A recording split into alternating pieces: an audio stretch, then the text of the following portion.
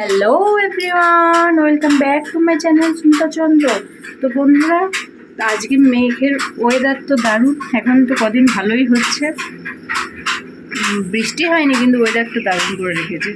তোমার দাদা ভাই আজকে আবার থাকবে না, তো দেখি রান্নার কোনো ঝামেলা নেই বলেইছি তো। ছেলেরা বাড়িতে না খেলে রান্নার কোনো ঝামেলা থাকে না। আমাদের কোনো বিছানা বাগানো হয়নি, মশারিটা এমনিই আছে।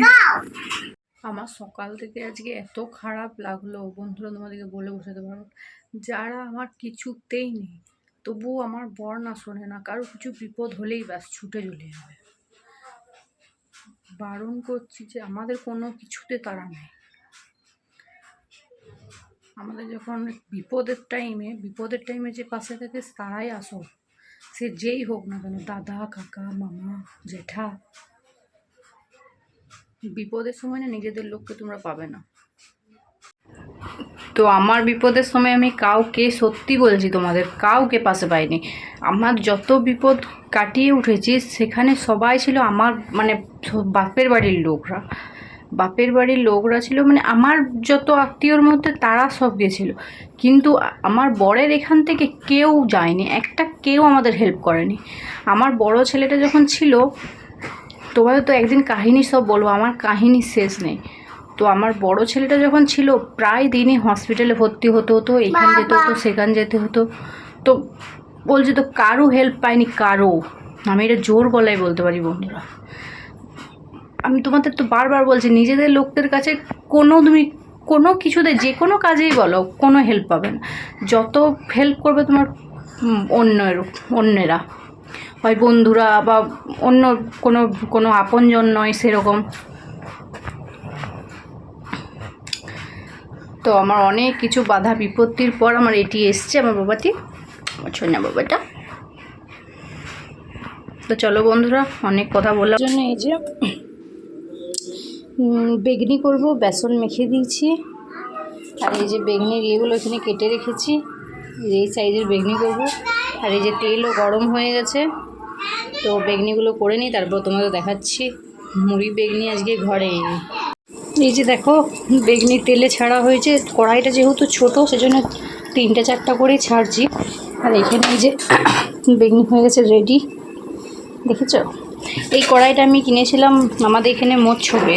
তো কড়াইটা লোহার কড়াই, ভারী সুন্দর। বেশ এইটুকু কড়াইটা তো বেশ সব জিনিস হয়।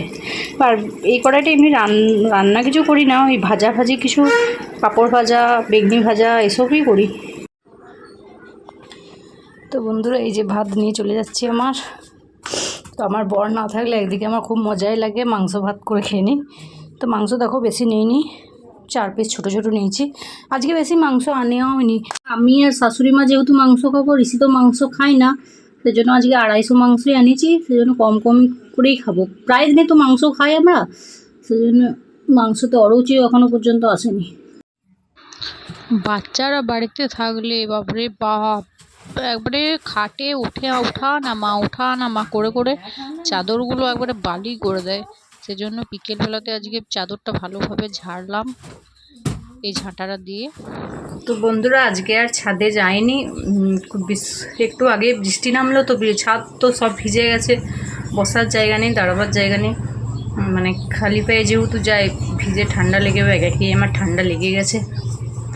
সেই জন্য ছাদে গেলাম না। ওপরের রুমটাতে এসে তোমাদের সাথে একটু গল্প করি। তো যাই হোক, যেটা বলছিলাম, তোমার দাদা ভাই তো এই এলো হসপিটাল থেকে একজনকে দেখা করে। তো আজকে আমাদের বাড়িতে একজন ভিক্ষা নিতে এসেছিলো, সেও এসে বলছিল, জানো, বলছে যে ছেলেকে ভালো করে বাগিয়ে রাখবে, খুব ছেলে ধরার উৎপাত হয়েছে, বাঁকুড়ার দিকে নাকি এসছে, এখানে নেমেছে, কিন্তু কাউকে ধরতে পারছে না। তাই কিন্তু কালকে শোনা গেল যে কয়েকজন ছেলেকে নাকি থানায়, সন্ধেবেলায় শোনা গেল থানায় ধরেছে। এবারে তারা আসলে ছেলে ধরা নাকি তা জানি না, এখনো পর্যন্ত সেটা শোনা যায়নি। কিন্তু তবুও তো ছেলে ধরা শুনলেই ভয় লাগে। কাজ সেরে, মানে কাজ বলতে বিকেলে তো সেরকম কিছু থাকে না, জল আনা, ঝাঁট দেওয়া করে পর একবারটি এখানেই বসতে এসেছিলাম। আজকে তো বললাম বৃষ্টি হয়েছে বলে উপরকে ছাদে যায়নি। তো চলো, অনেকক্ষণই বসে আছি, এবার নিচে চলে যাই, ঋষি দেখি চলে এসছে মনে হয়। শুভ বলে এখানে চলে এসছে, ঋষি তো ঘুমিয়ে গেছে।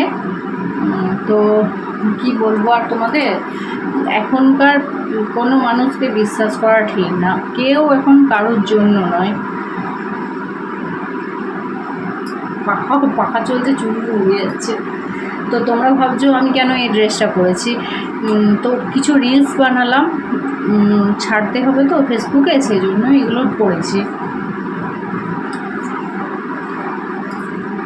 তো রাত হয়েছে, আর বেশি বকবক করবো না, আমার বকবক এখানেই শেষ করছি। তোমরা সবাই খুব খুব খুব ভালো থেকো, সুস্থ থেকো, বাড়ির সবার খেয়াল রেখো।